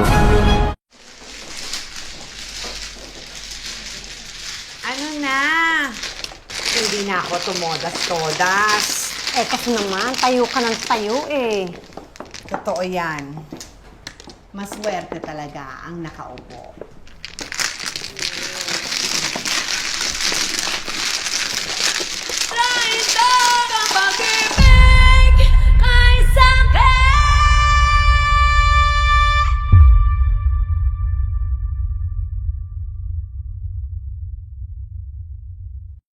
Magkikita pa ba tayo pagkatapos nito? Uuwi na tayo. Ngayon na. At saan naman tayo pupunta? Dito kami mamamatay ng daddy mo. Nagtatapang-tapangan ka! Anak niyo po ako, Dad! I am your son! Basta tayo dito. Natatakot na ako eh. Saan ka natatakot?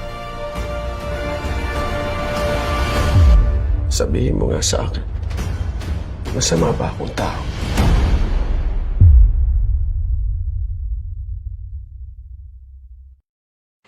Di ba tayo nasanay?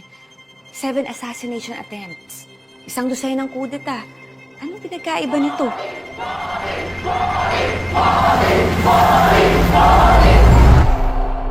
Kanina pa lang 6:30 ng umaga, may sinasabi na yung babae sa radyo na wala na raw yung mga Marcos. Sino itong mga kasama natin dito? Aparisyon? Bongbong! Dad! Bakit ganyan pa rin ang damit mo? Anong gusto mong palabasin? Dad, pinagsabugan na po nila tayo. My order is to disperse in the crowd all the time, Mr. President. Without shooting them. No. So, ang gusto mo, pasabugan din natin sila. Pugat to ng mga ahas! Dilingkis na nila tayo! Maghihintay na lang sila ng kung kailan yung tamang oras para lagutin yung hininga natin! Anong alam mo sa pagkapanalo? Anong alam mo sa katapatan? Gayong palagi kang nagpa-party, palagi kang wala, palagi kang nasa club! Walang mamamatay dito. Hindi ko kayo iiwan ni Daddy. Bibitbitin ko kayo sa ayaw niyo't sa gusto. Bakit ba kasi tayo aalis? Kung hindi tayo lalaban, kailangan naman maging ligtas tayo. Pinalibutan na nila itong Malacanang. Hindi na maintindihan kung sinong pwedeng pagkatiwalaan dito sa palasyo. We are finally free and we can be truly proud of the unprecedented way we achieved our freedom in peace. get them out of the Philippines.